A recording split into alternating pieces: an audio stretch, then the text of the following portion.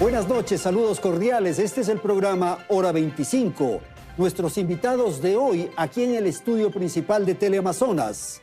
Jacques Ramírez Gallegos. Él es profesor universitario, investigador social. Saludamos a Hermel Mendoza Cedeño. Él es integrante de la misión escalabriniana. Nos acompaña también Alejandro Dávalos, viceministro de Movilidad Humana. Y saludo la participación de Carla Martínez Gallardo. Ella es consultora en movilidad humana. Aquí empezamos, saludamos a Belén y claro, ella nos tiene el tema de esta noche. Hola Andrés, amigos, muy buenas noches. Desde 2021 la migración de ecuatorianos hacia otros países volvió a ser parte de los titulares de los medios de comunicación. Pero esta vez a la crisis económica y la dificultad para encontrar un empleo, se sumó la inseguridad como causas para que los ecuatorianos decidan buscar oportunidades en otro país. El principal destino para migrar es Estados Unidos. En 2023, la migración irregular de ecuatorianos a México aumentó en un 220% comparado con el 2022. A lo largo del 2023, más de 70,000 personas intentaron llegar a Norteamérica atravesando la frontera con México. En 2022, Ecuador era el octavo país en la lista con mayor cantidad de migrantes irregulares, pero para 2023 subió al cuarto puesto, solo detrás de Venezuela, Haití y Guatemala. A esto debemos agregar que a partir de 2022, el tapón del Darién se convirtió en uno de los pasos elegidos por los ecuatorianos para poder llegar a Estados Unidos, convirtiéndose así en la segunda nacionalidad con mayor cantidad de migrantes cruzando por esta peligrosa selva. Incluso en febrero de 2023, el número de ecuatorianos superó la cantidad de venezolanos por primera vez. En total, en ese año, fueron casi 60,000 compatriotas atravesando esta zona. Y a estas cifras que estamos dando, hay que sumar también la de aquellos que con algo más de posibilidades salen del país vía aérea. De enero a septiembre de 2023, por ejemplo, viajaron a México 900,000 personas, pero 66,000 no volvieron. Y no es lo único, porque hay ecuatorianos que cuentan con visa y aprovechan la posibilidad de viajar y no retornar. Y quienes siguen en el país también tienen altas intenciones de migrar. Según la última encuesta publicada por la Organización Internacional para las Migraciones, el 63% de ecuatorianos quiere migrar en los próximos 12 meses. Los destinos preferidos son Estados Unidos y España. La población que desea empezar una vida en Estados Unidos tiene entre 18 y 39 años y el 54% de ellos tiene un nivel de escolaridad entre secundaria y bachillerato, mientras que el 25% de tercer nivel. Lo que llama la atención es que el 72% de quienes expresaron su deseo de emigrar sí tienen empleo en el país.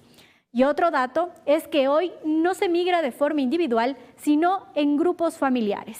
Con estos datos empezamos el análisis. Contigo, Andrés. Claro, Hermel, y lo que ocurre es que esto es parte de la historia de la humanidad. Las poblaciones, los seres humanos se están moviendo. ¿Cómo explicar la migración y la movilidad, por favor? Pues sí, la migración está ligada precisamente al nacimiento de la humanidad como tal, en ese sentido. El tema es que se comienza a complicar cuando el Estado-nación o los estados-nación comienzan a poner los primeros muros reales, legales. Fronteras. Son las fronteras. Claro. Fronteras, es decir, que marcan los territorios en ese sentido. Y a partir de allí, el tema de la opción por migrar, porque migrar es una condición de la persona y por lo tanto una opción como tal, se va desvaneciendo en ese sentido y va creando entonces condiciones dispares en ese sentido. Aquellos que tienen posibilidades de traspasar la frontera y aquellos que no la tienen en ese sentido. Es una opción, sin duda, es una posibilidad, es una libertad, digamos. Exacto. Pero del otro lado también es un derecho el recibirle o no. Sí, pero el derecho intrínseco al tema de la movilidad humana, entonces lo que marca esa situación y por lo tanto las constituciones, las leyes que se van constituyendo en ese sentido deberían estar enmarcadas en ese proceso. Lamentablemente eso es lo que no sucede. Más bien es al contrario. Al contrario, y entonces en ese sentido luego se va volviendo una situación muy compleja y el tema de la migración para aquellos que no tienen posibilidades está ligada a la situación de lo que pasa en los modelos económicos, el empobrecimiento de la población, el tema de los desastres naturales, por supuesto, también, y la condición de migrar entonces ya no es una opción en ese sentido, sino que es una cuestión que lo pone en una situación de riesgo muy profunda. Ok, Hermel, el país receptor, lo que de alguna manera está comentando Hermel, tiene la facultad de establecer sus normas, sus leyes, su constitución para evitar, para contrarrestar. Creo que hay que partir definitivamente que la migración es un derecho humano. O sea, todos los seres humanos podemos migrar. El asunto no está, y el enfoque o el problema no está en la migración como tal, sino en la migración irregular y desordenada. Eso es lo que genera estos problemas que ya vemos que se convierten en verdaderos dramas humanos, tanto para los países de donde salen los migrantes como para los que reciben. Entonces, ahí sí hay una responsabilidad tanto de los países receptores como emisores de precautelar derechos humanos. Ahora, pero Carla, si es irregular y es ilegal, es porque hay normas, hay unas protecciones que establecen los estados. Primeramente, nunca hablamos de ciudadanos ilegales, ¿no? Jamás. Hablamos de migración irregular, sí. Y esto, sin duda, que incide en las normas que tiene un país, en las fronteras y el control migratorio que hace un país. Sin embargo, no podemos perder de vista los derechos humanos de estas personas. Son sujetas de derechos independientemente de la condición migratoria de cada uno. Alejandro, un ciudadano del mundo puede entrar a cualquier lugar, teóricamente. Existen normas, como bien dice Carla, es un derecho humano, es un derecho inherente a la naturaleza humana. Sin embargo, los países establecen sus propias regulaciones, sus normas en virtud de una serie de consideraciones que van desde seguridad hasta temas económicos y bueno, eso pone una barrera, efectivamente. Bueno, son derechos de los estados. Los estados tienen el derecho a pueden normar, establecer sus pero normas. sin perjuicio de la condición migratoria de la persona, sus derechos humanos, su dignidad, su seguridad debe ser garantizada en toda situación. Ok, causas para la migración, Jacques. ¿Qué ocurre en las sociedades en general para que la gente quiera moverse? Por favor. Gracias, un saludo a los colegas de la mesa. Causas hay varias y depende del contexto, ¿no? En términos generales yo te podría decir que sobre todo para el caso ecuatoriano, muchas de las causas de la migración están vinculadas a crisis de diferente tipo. En un reciente estudio que realicé el año pasado y que hago un recorrido de los 100 años de historia migratoria ecuatoriana, encontramos una relación entre crisis y movilidad. Desde la década de los 20 del siglo pasado, te puedo decir desde la crisis del cacao, en 1920. Ahí ya hubo una... Empezamos ahí, los primeros flujos migratorios, pasando por la famosa y conocida crisis de Paja Toquilla en el austro del ecuatoriano, donde es el epicentro hasta ahora de la mayoría de flujos migratorios. Después, en la década de los 80, me estoy saltando periodos rápidos por temas de tiempo. A Venezuela, ¿no? También salieron luego a Venezuela, Chile, alguna gente, pero luego hubo unas crisis más locales, sequías en ciertas zonas de comunidades rurales del Ecuador, hasta la famosa crisis de finales de los 90, inicios del nuevo siglo, que perdimos nuestra moneda, recuerda, crisis política. Y ahora que vemos una crisis estructural, ¿no?, que podemos hablar luego, entonces sí vemos que en el caso ecuatoriano hay una relación entre crisis y movilidad. En este contexto, las crisis se vuelven incluso ya parte de los mecanismos que tienen las familias como estrategia para salir de estas situaciones precarias en las que se encuentran. Belén nos decía que en el Ecuador, a través de una encuesta, se pudo advertir, se pudo señalar que el 63% de ecuatorianos aspiran o quieren salir. ¿Qué opinión te merece? Y va creciendo, lastimosamente. Ese dato al 2022 era del 48%. Hemos visto un ascenso al 63% que nos señalaba Belén, lo cual te dice que siempre hay que entender entre el deseo de emigrar y la realización del viaje hay unas mediaciones sociales. Y esto implica que las personas tienen que tener redes, cadenas, infraestructura para poder migrar, ya sea de manera regular, como señalaban mis colegas,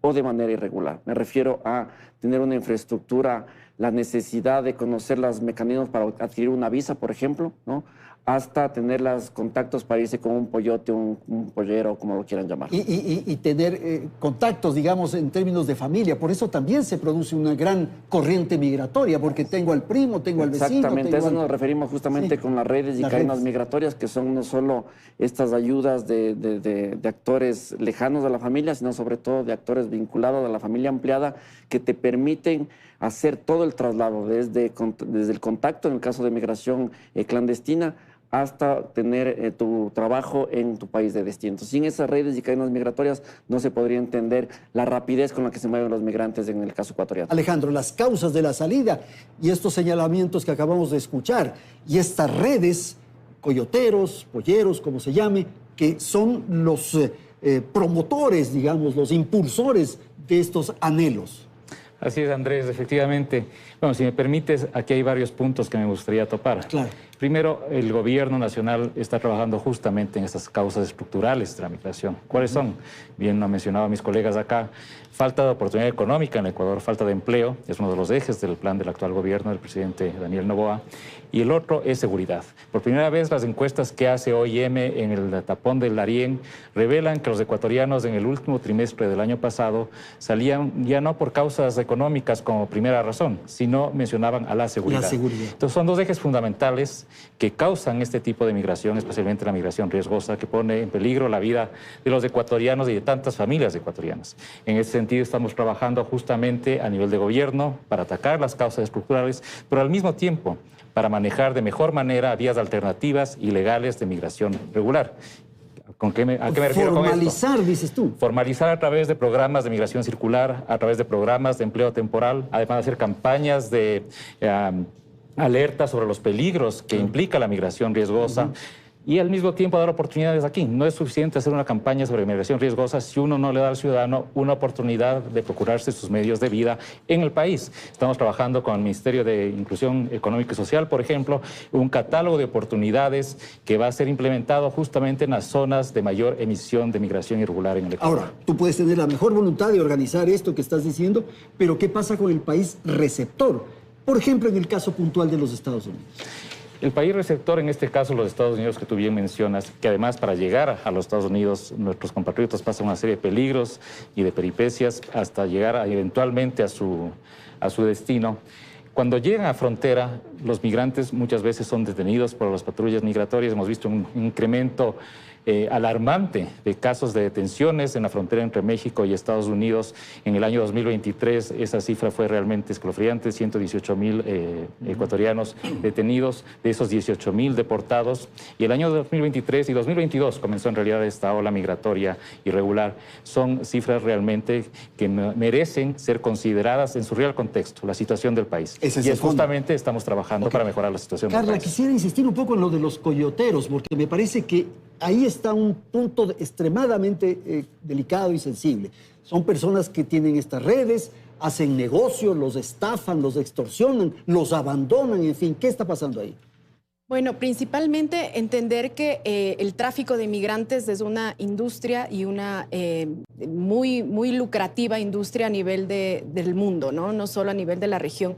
Se habla que hay miles de millones moviéndose alrededor del tráfico de migrantes y últimamente, sobre todo en América Latina, porque hay que entender que la migración no solo sucede en el Ecuador, ¿verdad? Es toda la región e incluso vemos los flujos migratorios en África hacia Europa, en Asia hacia Europa también, y hay diversas confluencias, digamos, de flujos migratorios. Entonces, en ese sentido, sí hay que dejar claro que definitivamente tenemos un problema de atacar, sin duda, a estas bandas criminales, porque lo son. Son bandas criminales. Son bandas criminales que están lucrando con la vida y la dignidad humana y que muchas veces en las ciudades más pequeñas, en los pueblos, por ejemplo, son hasta amigos, son compadres de las personas de los poblados, ¿no? Entonces vemos que auspician partidos de vóley, auspician las fiestas de las ciudades y eso de alguna manera hay que ir erradicando también desde un trabajo local, un trabajo de concienciación, porque están insertos en las comunidades. ¿Cuánto puede costar un traslado, más o menos, de Ecuador a los Estados Unidos? Bueno, se escucha que hay categorías, ¿no? Hay traslados de lujo que pueden costar hasta $20,000, unos más económicos de $8,000 y otros también que se han determinado por autoguías, digamos, la misma persona invirtiendo unos $2,000 o $3,000 en el trayecto, corriendo altísimos riesgos. Entonces, creo que no hay que perder de foco que hay que judicializar a estas bandas, hacer todo el trabajo de investigación que se requiera para de verdad llegar a estas redes, son redes criminales. Hermel, el tema familiar quisiera que usted lo desarrolle. ¿Qué ocurre con estas personas que salen, que llegan, los migrantes en definitiva, y su situación familiar? Antes quisiera referirme un poquito al tema de lo del tráfico de personas y los coyoteros. Este no es un tema nuevo. En el Ecuador, en el 98, con toda la crisis y lo que generó aquello, ya se conocía todo este proceso del entramaje de las redes un poco de traficantes. Y aparentemente se ataca, es decir, a quien se ha logrado visibilizar más o menos, que generalmente están entre los familiares, los cercanos, etcétera. Pero resulta que atrás de ello hay situaciones en la escala de poder también, es decir, que están involucrados en ese sentido, que es que hay que puntualizarlo desde ese lado, porque si no, no se diera el proceso.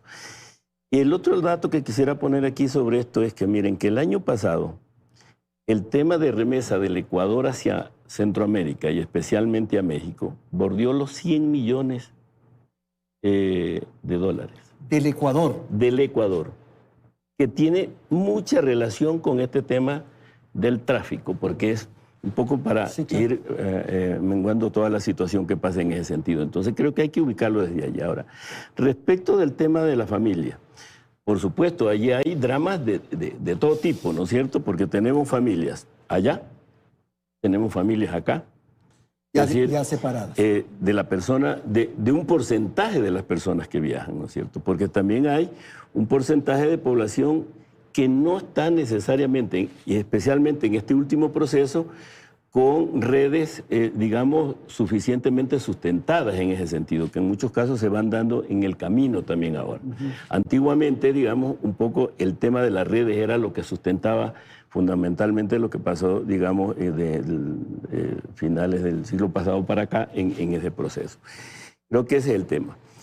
Respecto de la familia, entonces, allí hay una situación compleja, tanto de los que salen del Ecuador, pero los que se van y los que quedan. También los que quedan, claro, digamos, y también de la población un poco que está viniendo de otros países, digamos, en ese sentido, porque allí también tiene un tema en lo migratorio, digamos, en el caso ecuatoriano. Entonces estamos viviendo una situación de la familia, de la población, digamos, de acogida que sale, en el caso ecuatoriana, pero también de la población migrante que llega acá en ese sentido. Y allá son discriminados, allá son extorsionados. ¿Qué está ocurriendo allá? Allá hay situaciones de discriminación, por supuesto, hay situación de ilegalidad, por supuesto.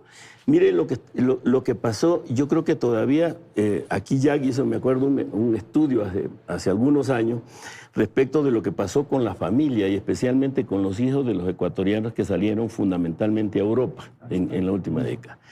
Allá hay una situación compleja que determina con claridad realmente lo que pasó en ese sentido. ¿Qué pasó?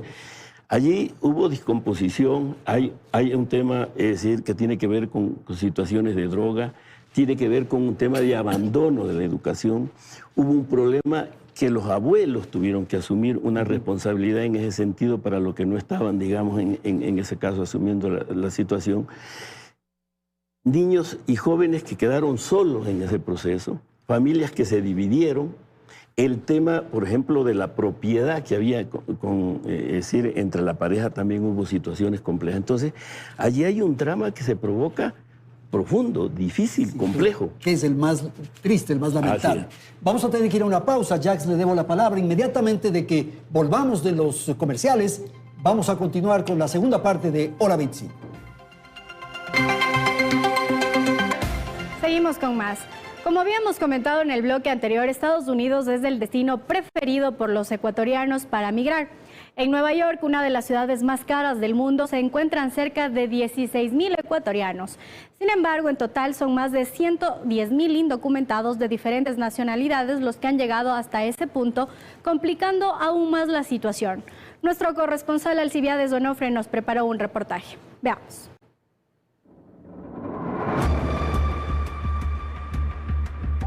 Hermano, ¿traen eso para ayudarse? Sí, ¿por qué? ¿Qué está pasando? ¿Hay riesgo? Sí, claro, porque está muy hondo y no podemos cruzar. Para poder cruzar Y tenemos este cable para cogernos. Sueño americano. ¿Van a correr el riesgo? Vamos a correr el riesgo. La travesía hacia Estados Unidos la inician desinformados y hasta engañados. Son víctimas de múltiples abusos durante el trayecto y estando dentro del país, la historia crítica no termina. La crisis migratoria muestra sus diferentes rostros. El desempleo por la falta de documentos, una vida precaria porque muchos no tienen vivienda, la informalidad y también que se involucren en delitos, atribuido a que no hay rigurosidad en el control de la frontera con México, dicen algunos políticos de este país, porque organizaciones delictivas se infiltraron entre quienes buscan honradamente el sueño americano.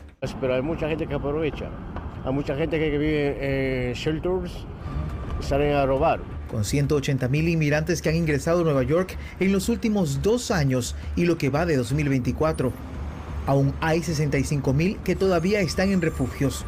10.000 de ellos son ecuatorianos. Agradecido porque tenemos un techo, ¿no? También trae poder conseguir un trabajo y darle hacia adelante, ¿me entiendes? La tercera población más grande de inmigrantes ecuatorianos en el mundo está en Nueva York. A inicios de marzo de 2024, tras la visita del presidente de Ecuador, Daniel Noboa, el alcalde de la ciudad, Eric Adams, solicitó al mandatario tomar medidas para incentivar a los compatriotas a quedarse en Ecuador y también especificó sobre las acciones que se ejecutan para brindarles atención y gestión de permisos de trabajo a los migrantes recién llegados. This city has one of the largest Ecuadorian population in America. Lo que dijo el alcalde se está aplicando. Pero lo que sucede en Ecuador con la violencia sigue haciendo que la ola migratoria no llegue a su fin, argumentan aquellos que refieren cruzaron mojados. La verdad que es alarmante y da mucho temor por nuestros familiares en Ecuador, por la situación que están viviendo. La verdad que es algo que nunca se había vivido en nuestro país. Ecuador solicitó en enero el estatus de protección temporal para inmigrantes ecuatorianos o TPS. Con ello, los indocumentados en Estados Unidos evitarían ser deportados, obtendrían permisos de trabajo de manera temporal y otros beneficios, pero aún no hay respuesta de parte del gobierno estadounidense. Acerca de este último tema, estas fueron las palabras del presidente Noboa. Nosotros estamos haciendo lo nuestro en el Ecuador peleando la guerra, pero hay mucha gente que está a buen camino o ya llegó y necesita la oportunidad de trabajar. No quieren que le regalen nada, quieren que le den la oportunidad de trabajar. Y eso es lo mínimo que este país puede hacer. Antes de que culmine el mes de marzo de 2024, Nueva York también ha resuelto reducir a 30 días la estadía de inmigrantes y sus familias en los refugios, sin opción a renovar en otros albergues, por lo que quedarán automáticamente en la calle. Y esta última acción tomada por las autoridades de la ciudad de Nueva York ha sido interpretada prácticamente como una estrategia para desacelerar la crisis migratoria. Tan solo en 2023, 14.000 ecuatorianos fueron deportados desde México y Estados Unidos. Bien, vamos entonces a tratar este tema. Quisiera pedirle a Jack su apreciación. ¿Qué pasa con la migración y los Estados Unidos, por favor? A ver, mira, haciendo un análisis estructural macro, hay un autor especialista en migración que colocaba el siglo XX como el siglo de las migraciones para decir cómo incrementaron los flujos a nivel mundial, sobre todo en dirección sur-norte. Mal que bien, los migrantes podían llegar sobre todo a Europa, a Estados Unidos, y se asentaban en dicho lugar. Lo que vemos en el siglo XXI ya no es del siglo de las migraciones, sino el inicio del siglo, estas 2 décadas del enfoque de control y seguridad a las migraciones. La detención detención. Desde el 11M, desde el famoso 11 de septiembre del 2001, hasta ahora en la época post-COVID. Hemos visto 2 décadas de incremento de enfoques de seguridad y control, sobre todo en los países de destino, Europa y Estados Unidos. Sin embargo, pese a esas políticas de seguridad y control, ciertos países del sur, en este caso Ecuador, han visto incrementar su migración. Nosotros estamos viviendo ahora una segunda ola migratoria y no hay cómo esconder el sol con un dedo, provocado por múltiples crisis económica, no hay empleo, crisis de seguridad, muertos, las extorsiones que me voy a referir en un momento y este contexto que vivimos todos los días acá en el Ecuador. Solo en el mes de febrero, Andrés, del 2024, el mes pasado, el saldo migratorio, según datos oficiales, es de 34.000 ecuatorianos que salieron y no han vuelto, ¿no? Entonces, evidentemente, esto provocó desde el 2021 alertas y alarmas al gobierno de Estados Unidos. ¿Qué es lo que hizo Estados Unidos primero para tratar de detener?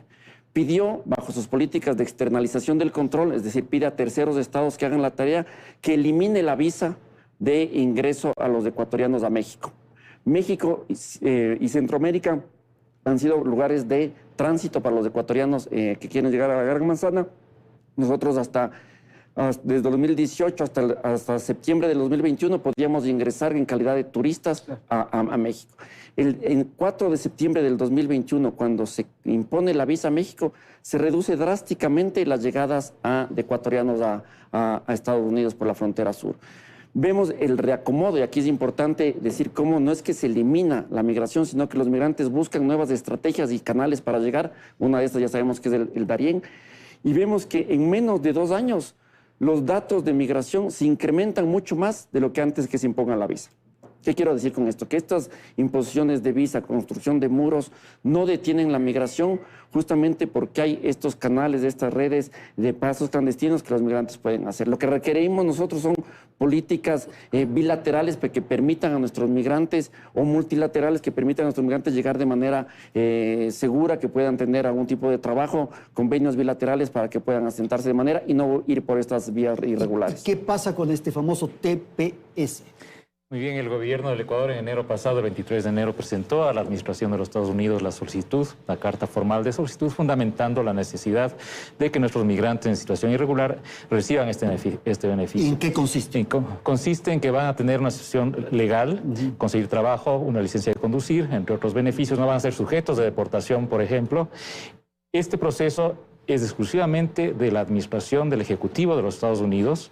El Departamento de Seguridad Interna de los Estados Unidos hace un análisis en consulta con el Departamento de Estado y otras instancias del Ejecutivo y toma una resolución. Es una decisión unilateral, es un proceso que no tiene un tiempo definido, es decir, no podemos saber si nos van a contestar en 1 mes o en 2 meses o antes.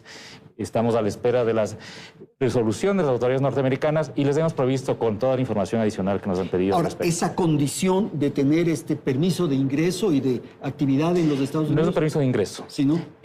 Esto beneficia exclusivamente a los migrantes que ya están en los Estados Unidos. Aunque hayan entrado irregularmente. Y hay que ser, aunque estén en situación irregular, y hay que ser muy claros en esto para que no tenga un efecto llamada. Sí, es decir, no alentar migración irregular, porque peligrosa, riesgosa, porque me van a dar esto. Sí. Ese no es el sentido de la medida. Es para la gente que está ya en los Estados Unidos en este momento. Carla, me parece interesante lo que decía Jacques respecto a lo que ha ocurrido y las barreras y dificultades que se han puesto para entrar. Sin embargo, los países desarrollados o industrializados, como se quiera llamar, necesitan mano de obra y en algunos casos sí permiten y se favorecen de esto. Así es, creo que definitivamente el mundo ya enfrenta muros y más impedimentos para entrar libremente a los distintos países y eso es legítimo, digamos, es soberano de cada país. Sin embargo, como dice Jacques, no ha funcionado. Vemos también en la Unión Europea, con todas las migraciones de Asia, también de África, que entraron 280,000 personas en los últimos 12 meses. Esto es un 48% más que en el 2022. Y eso quiere decir también que a pesar de los blindajes, incluso jurídicos, y también del control migratorio en frontera, no se ha detenido estas olas migratorias. Y vemos grandes dramas humanos, pateras, ahogados en el Mediterráneo, ahora rutas más riesgosas en los Alpes. Y esto quizás nos parece lejano, pero no, porque se repite también en América Latina. Vemos lo que sucede también con la selva del Darién. Confluyen más de 80 nacionalidades en esta selva. Estuvimos ahí en enero del año pasado y pudimos ver el drama humano que esto representa. Están personas de China, de Bangladesh, por supuesto, de Cuba, de Venezuela, de nuestro país. Y vemos que América Latina se convierte en un gran corredor hacia los Estados Unidos. Entonces entran por Brasil, entran por el sur también, por Argentina. Hay que tratar de controlar, pero también dar opciones. Y sin duda, la primera opción es que en los países de origen se generen las condiciones. Condiciones democráticas, condiciones de seguridad, de derechos humanos, de empleo, laborales, etcétera, para lograr que estas personas no tengan que optar por una migración irregular, insegura y desordenada. ¿Y por qué van a estos países, Carla? Sin duda, yo creo que hay un tema de alta expectativa de vida, ¿verdad? Pero ya vemos en el reportaje que no es así. Las personas llegan a ser explotadas porque no tienen documentos, llegan a dormir en estas camas calientes, ¿verdad? Con muchos riesgos, incluso para mujeres, para niños, que son una gran mayoría de los migrantes, con altos riesgos para la vida y la dignidad humana. Y creo que ahí es doloroso ver que, por ejemplo, voy a poner lo que sucedió el año pasado con un accidente de tránsito de 22 ecuatorianos saliendo de Panamá hacia Costa Rica. Se volcó este bus, fue un verdadero drama porque todos eran de una misma familia, eran primos, eran cuñados, etcétera. Fallecieron 8 personas, 2 de ellos tuvieron amputaciones y quedaron muchos niños huérfanos. Y de alguna manera iban en bus, hay otros que van en contenedores. Ah, sí, eso también pasa hacia la frontera. Enfrentan estos accidentes, estas tragedias. O sea, tenemos que evidenciar los problemas de la selva del Darién con todos los riesgos de una selva. Luego, lo que sucede en los desiertos, temperaturas más de 40 grados centígrados, no estamos preparados como humanos para caminar por ahí. Y luego los peligros de cruzar el río Bravo, ¿no? Hacia el norte. Muchos riesgos. Hermel, y los temas culturales, los temas incluso de comida, de relación, la xenofobia que se puede producir, ¿qué ocurre con el idioma, con la lengua? Hay enfrentamientos, hay dificultades. Fíjese lo que ocurrió hace poco en Francia, esta explosión de vandalismo y en fin que se registró ahí. Yo quiero iniciar que, a ver, el tema de la migración, si uno se va por el término de la porofobia. ¿Qué es eso? Es un poco todo el tema contrario. Es decir, yo a la migración la tildo, la enfrento porque es pobre. Entonces, el miedo a la pobreza. En ese sentido, ¿no es cierto? Fobia a la pobreza. Porque, es decir, una migración, y tenemos el caso ecuatoriano, con la población o con el colectivo norteamericano, que tenemos una población muy importante viviendo en el Ecuador. No existe ninguna situación de resistencia en ese sentido. Entonces, hay que ubicarse desde ahí. Entonces, desde ese marco, el tema de lo cultural, si lo trabajamos, digamos, desde un proceso de integración que permita realmente la participación conjunta de la población de acogida y de la población que llega, en este caso, o de la población que retorna, porque ojo con casi 200.000 ecuatorianos que tenemos que han retornado, que su situación de integración es también un poco una cuestión de confrontación en ese sentido, inclusive con su propia familia, con cuando su espacio, llegan, cuando retornan acá. Las condiciones de recepción no son las más adecuadas. Porque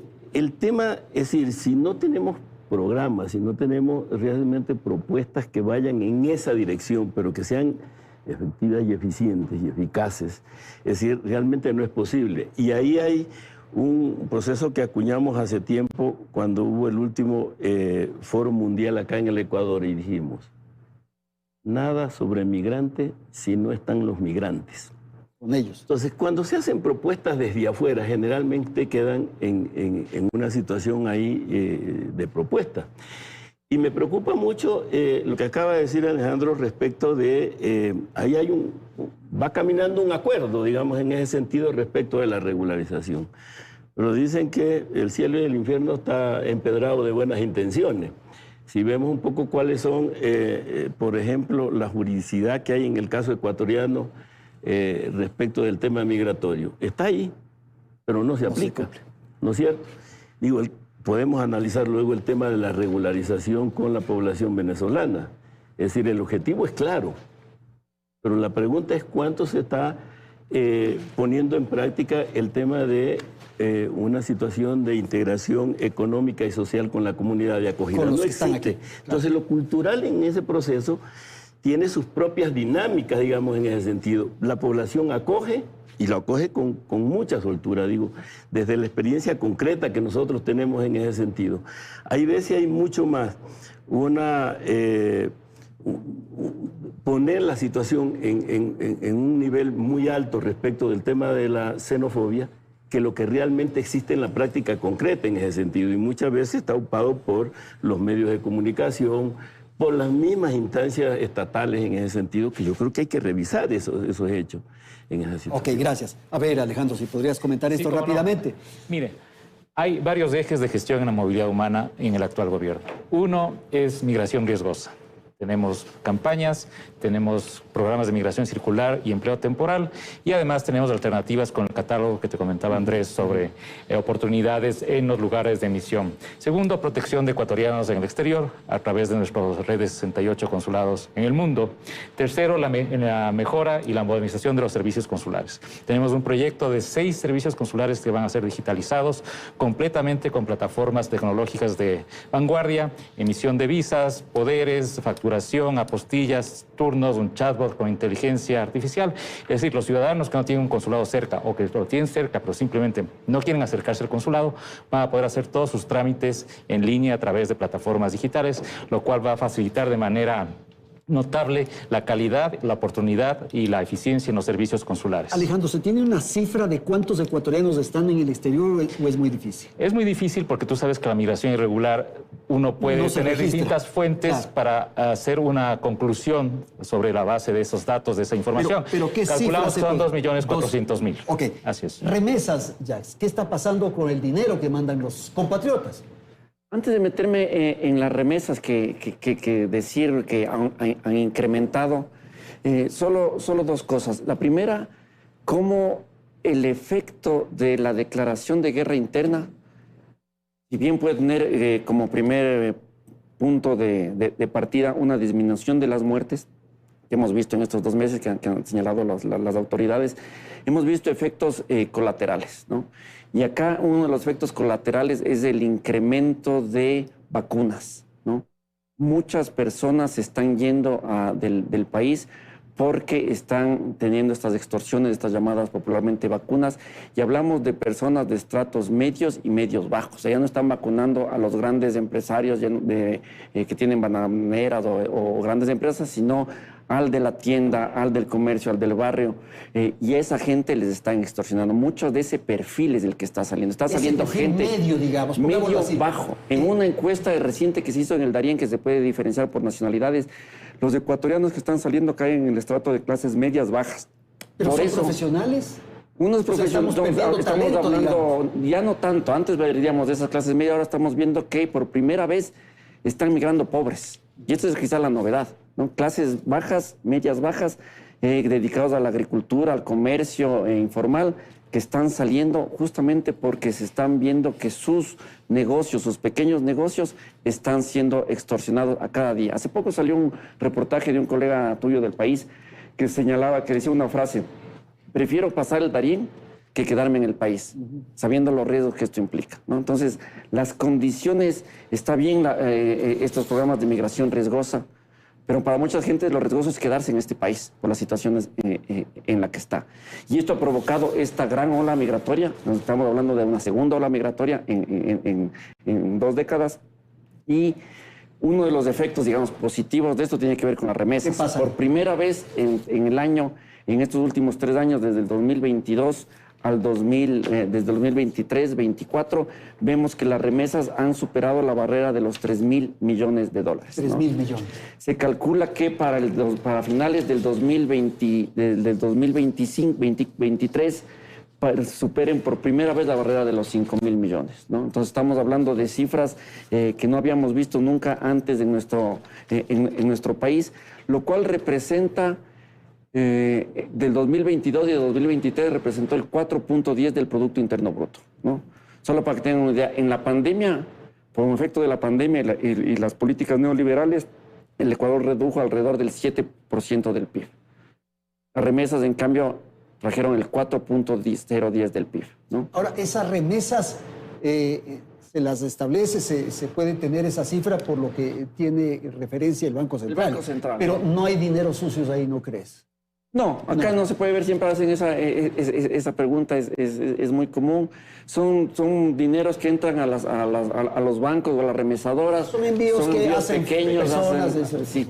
Y eso hay que sumar también, hay envíos de personas que mandan plata con sus familiares, ¿no? Entonces siempre hay en la maleta. En la maleta un poco. Okay. Pero sí llama la atención que por primera vez, todavía no tenemos datos del 2023, pero seguramente superaremos la barrera de los 5.000 millones. Vamos a ir a una pausa, tenemos que ir a la publicidad y ya retornamos. Bien, vamos a la tercera parte del programa. Jax refirió en el segmento anterior las remesas. 4.500, cerca de 5.000 millones de dólares han ingresado.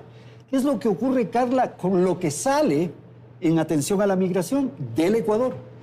Sí, ya vemos que en el año pasado también se han enviado 37.5 millones de dólares del Ecuador hacia México. A México. Esto se entiende por concepto de, sobre todo, extorsiones, secuestros, amenazas a la vida que tienen los migrantes en su cruce hacia los Estados Unidos. Entonces, los familiares desesperados envían estos fondos para que les liberen, ¿no? En muchos de los casos sucede, en otros casos, lastimosamente, no. Y creo que ahí también, siendo la migración un derecho humano, también es una gran decisión de vida el dar este paso con una migración irregular, riesgosa, desordenada, que podría conllevar a la muerte y a la afectación de la vida. ¿Cómo se produce, Carla, la extorsión, este abuso, estos chantajes, no sé, en México particularmente? Bueno, escuchamos, hay muchísimas denuncias, ¿no? Todos los días en las noticias vemos historias de migrantes, no solo ecuatorianos, migrantes de América Latina, migrantes también del África, que están usando el corredor de América Latina para llegar a los Estados Unidos. Y son bandas criminales, lo que hemos dicho, ¿no? Hay que llamar a los coyoteros como lo que son. Y los secuestran. Los secuestran, están quizás ni siquiera como totalmente secuestrados en el sentido de que son simplemente limitados a salir de estas viviendas, claro, de estos pequeños hostales y claro, de alguna manera amenazados para que llamen a sus familias y soliciten estos recursos. Entonces, ahí también hay que hacer un trabajo regional con los gobiernos, por supuesto, de México, de Centroamérica y los de América Latina, una gran cruzada regional para evitar que esta problemática y estos flujos migratorios irregulares sigan alimentando al crimen organizado. Alejandro, ¿qué está pasando puntualmente en el Darién? ¿Cuál es la información que ustedes tienen de lo que sucede ahí? Mira, la situación es dramática, evidentemente. En el año 2022, alrededor de 30.000 ecuatorianos cruzaron por el tapón del Darién. En el año 2023 se duplicó esa cantidad, 60.000 ecuatorianos, es decir, son un promedio de 5.000 por mes. En los 2 primeros meses de este año, enero y febrero, vemos una disminución. Son aproximadamente en promedio 2.400 ecuatorianos. Yo creo que eso es una muestra de que las cosas en el país se están haciendo bien. Por supuesto, hay una serie de retos que todavía estamos trabajando en ellos. Sin embargo, la prioridad que ha puesto el gobierno en seguridad y en empleo creo que son fundamentales justamente para evitar que la gente salga en situación de vulnerabilidad, arriesgando su vida, poniendo en peligro sus derechos y su dignidad. ¿Qué ocurre con los extranjeros que llegan al Ecuador, particularmente el colectivo venezolano? ¿Qué está pasando este rato? Hemos tenido 2 programas de regularización, 2019 y 2022. Vamos a terminar este próximo mes de abril con el segundo proceso de regularización. Se han emitido alrededor de 90.000 visas en visas VIRTE. Son visas temporales para regularizar la situación de los ciudadanos venezolanos en el Ecuador, lo que permite que se integren en el mercado laboral, que el gobierno tenga una geolocalización de estas personas, pueda atender a través de ACNUR, OIM y otros programas de la cooperación internacional sus necesidades. Y estos programas, quiero recalcar, siempre tienen un componente de beneficio a la comunidad de acogida, a la comunidad local. Perfecto. Hermel, los venezolanos, los extranjeros que viven en el Ecuador, ¿en qué condiciones? Allí se calculan 500.000 personas que estuvieron en el Ecuador. No se tiene registro de cuántos salieron. Digamos. No, que salieron también de esos 500.000. Ah, ya. A ello hay que agregar un poco este tema pendular de la migración, ¿no es cierto? Que va hacia el sur, que regresa, que otra vez se reincorpora en el caso ecuatoriano. Entonces una dinámica así como muy pronunciada en ese sentido, la pendularidad de la migración, no solamente de la población venezolana en este caso. Respecto del tema del registro que se dio, y la regulación en ese sentido, de la relación un poco que nosotros tenemos y de los estudios que se han realizado a partir de estudios específicos, podemos proyectar que al menos hay todavía un 40% de la población venezolana que está irregular en ese sentido totalmente. Y lo mismo pasa con una población colombiana. Y ellos, los venezolanos. Porque son los venezolanos y los colombianos que están en esa situación. ¿Se han incorporado a la actividad formal o no? Hay una población, por supuesto, que está incorporada en ese sentido. Los programas que se han ido desarrollando desde distintos ámbitos, es decir, han procurado en ese sentido, pero también han sido iniciativas propias de las comunidades y de la propia población en ese sentido. Entonces, yo creo que hay un proceso claro. Sin embargo, y aquí refiero a un tema que planteaba hace un rato respecto de la profesionalización de quienes salen y quienes entran. Es decir, ahí no hemos tenido la capacidad de incorporar una oportunidad que tenemos respecto de los profesionales que llegaron. No los hemos aprovechado. Exacto, ahí no hay una. Es más, tenemos una dificultad tremenda en el reconocimiento de los títulos para que puedan operar en ese sentido, de una población que va de 8 sobre 10, digamos, en ese sentido, que no han logrado realmente regularizarse en ese sentido. Entonces, ese es el problema que tenemos con la población. Eso me parece interesante, Jacques, que en el caso venezolano llegaron una gran cantidad de profesionales o de personas que tenían aptitudes, recursos, oficios. ¿Qué estará ocurriendo con los ecuatorianos que se van? Ya te pregunté algo al respecto, pero ¿en qué condiciones se estarán incorporando al mercado laboral?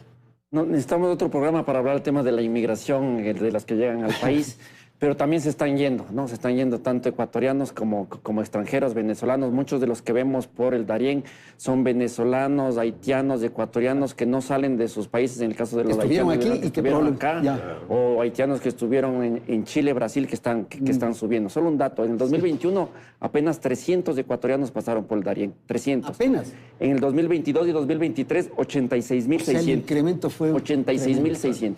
Ellos lo denominan la ruta pobre, ¿no? Justamente tienen que pasar por 7 fronteras, los costos son de $2.500 a $3.000 comparados con los 15.000, 20.000, te das cuenta la diferencia. No tienen ni siquiera las redes familiares y de contacto para hacer el viaje, para que les financien, y por eso vemos las imágenes de los albergues que no tienen este sostén ni en origen, ni en tránsito, ni en destino. Efectivamente, los primeros 2 meses de este año vemos una disminución, como decía Alejandro, 5.600 en enero y febrero, pero vemos un incremento en cambio de ecuatorianos que ponen como destino a El Salvador.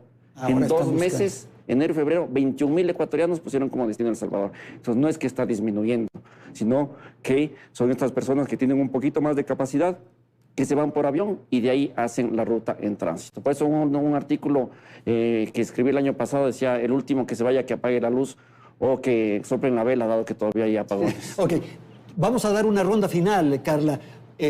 30 segundos, un mensaje final, si es tan amable. A ver.